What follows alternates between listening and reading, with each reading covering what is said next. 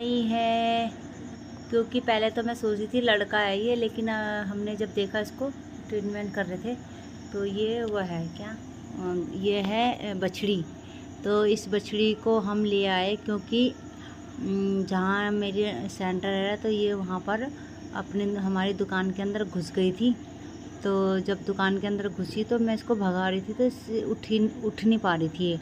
तो जब उठ नहीं पा रही थी तो इसके मैंने पैर में देखा तो चोट लगी थी और उससे ना खून खून टपक रहा था खून टपक रहा था। फिर उसके बाद मैंने फिर सोचा कि इसको पट्टी वट्टी किसी डॉक्टर से करवा दे, तो डॉक्टर ने मना कर दिया।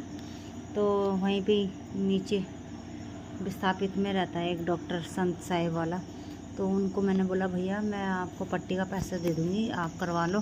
तो उन्होंने मना कर दिया इसको पट्टी कराने के लिए।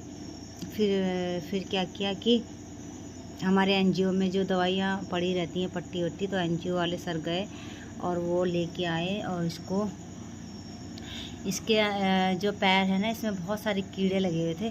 फिर कीड़े मारने की दवाई का स्प्रे किया, उसके बाद फिर उसको पट्टी करके, और अब ये हमारे घर पे है, लेकिन हम इसको तब देंगे जब ये पट्टी का पैसा दे देंगे जिसकी भी ये बछड़ी है, और वो मेरे घर से, रीना भारद्वाज के घर से अपनी बछड़ी ले जाए, ठीक है। और ये मत सोचना कि हमने किसी लालच से इसको पाला है या किसी लालच से हमने इसको बांधा है।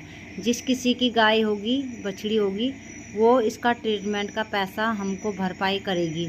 और मैं तो सरकार से ये अनुरोध करूँगी कि जो रोडों पे गायें लोगों की पड़ी हुई रहती हैं, छोड़ी हुई रहती हैं, इन पे सख्त से सख्त कार्रवाई होनी चाहिए, या जुर्माना लो इनसे 5,000 का। तो जब इनका जुर्माना कटेगा ना इनके, तो ये लोग जो है गाय और बछड़ियों को बाहर छोड़ देते ना, तो ये गाय बछड़ियों को बाहर नहीं छोड़ेंगे। तो मेरी सरकार से गुजारिश है कि इन लोगों पे जो अपनी गायों को बाहर छोड़ देते हैं, इन पे सख्त से सख्त कार्रवाई होनी चाहिए।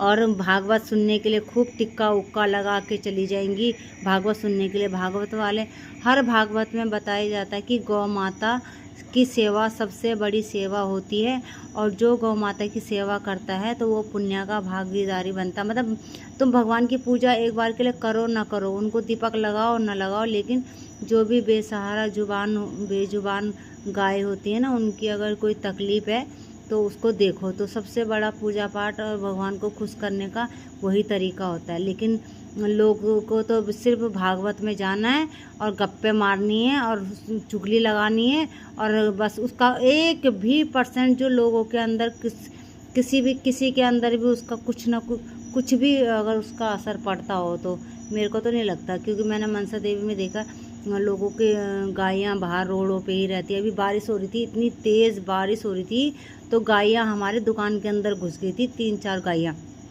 लेकिन लोगों को ये नहीं होता, जिस किसी की गाय है कि हम ढूंढें और उसको गायों को ढूंढें और बांधें। अगर तुम्हारा बच्चा घर से बाहर रहे और घर ना आए तो तुम ढूंढने जाते हो कि नहीं जाते हो, हैं? हो रहा तभी तो ये बिजली कड़क रही है, आपदा आ रही है, इन ऐसे ही लोगों की वजह से आ रही है, ठीक है। गलत नहीं कर रहा मैं तो, परमात्मा में ऐसे अधर्मी लोग हैं साले। अब देखो उसको अच्छे से नींद आ जाएगी, नहीं तो पता नहीं रात को बारिश में कहाँ भीग रही होती है ना।